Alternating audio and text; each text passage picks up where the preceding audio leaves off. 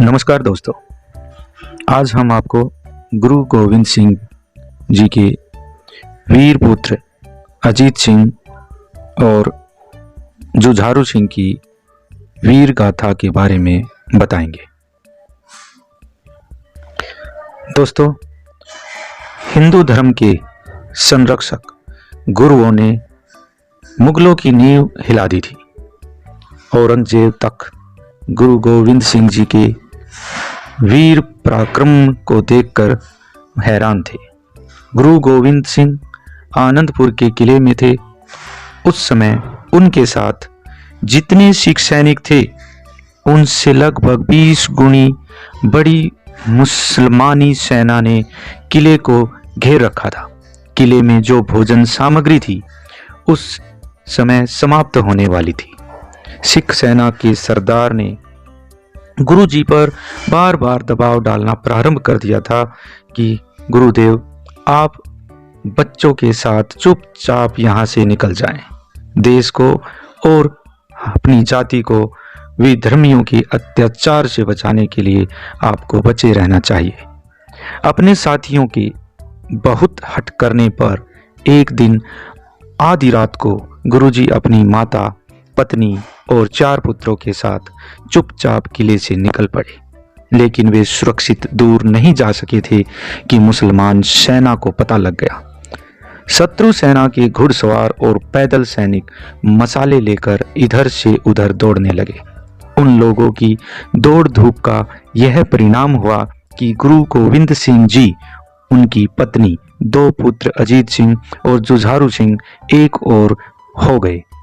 गुरुजी की माता गुजरी देवी और 2 छोटे पुत्र जोरावर सिंह और फतेह सिंह दूसरी ओर हो गए। गुरुजी सुरक्षित निकल जाएं, इसलिए किले में जो सिख सैनिक थे उन्होंने किले से निकलकर मुसलमान सेना पर हमला कर दिया। रात के अंधेरे में भयंकर युद्ध आरंभ हो गया। थोड़े से सिख सैनिक प्राणपण से जूझ रहे थे, लेकिन मुसलमान सैनिक गुरुजी का भी पीछा कर रहे थे। गुरुजी के साथ जो सैनिक थे वे शत्रु से लड़ते लड़ते समाप्त हो गए थे। गुरुदेव के बड़े पुत्र अजीत सिंह से यह देखा नहीं गया। पिता के पास आए और प्रणाम करके बोले, पिताजी, हमारे सैनिक हम लोगों की रक्षा के लिए प्राण दे रहे हैं। ऐसी दशा में मैं उन्हें युद्ध के मुख में झोंक कर भागना नहीं चाहता। आप मुझे युद्ध करने की आज्ञा दें। पुत्र की बात सुनकर गुरुजी ने उन्हें हृदय से लगाया और कहा, बेटा, धन्य हो तुम।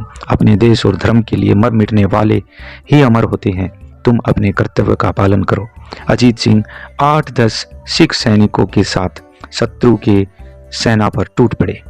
उनका आक्रमण शत्रु के लिए साक्षात यमराज के आक्रमण के समान भयंकर सिद्ध हुआ। लेकिन बहुत बड़ी सेना के सामने 10-11 मनुष्य क्या कर सकते थे। सैकड़ों शत्रुओं को सुलाकर उन्होंने भी वीरों की गति प्राप्त की। वे बड़े भाई के युद्ध में गिर जाने पर उनसे छोटे भाई जुझारू सिंह गुरुजी को प्रणाम करके कहा, पिताजी, मुझे आज्ञा दीजिए ताकि मैं भी अपने बड़े भाई का अनुगामी बन सकूं। धन्य है वे पुत्र जो इस प्रकार देश और धर्म पर मरने के लिए उत्सुक होते हैं। धन्य है वे पिता जो अपने पुत्रों को इस प्रकार आत्म बलि देने का प्रसन्नता से आशीर्वाद देते हैं।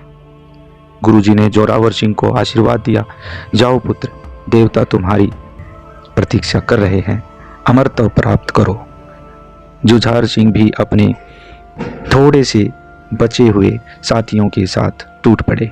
थके भूखे सिख सैनिक और उनके नेता जुझार सिंह, जो अभी बालक ही थे, किंतु जब वे शत्रु से लड़ते लड़ते युद्ध भूमि में गिरे, उस समय तक शत्रु के इतने सैनिक मारे जा चुके थे कि मुसलमान सेना का साहस गुरुजी का पीछा करते आगे बढ़ने का नहीं हुआ।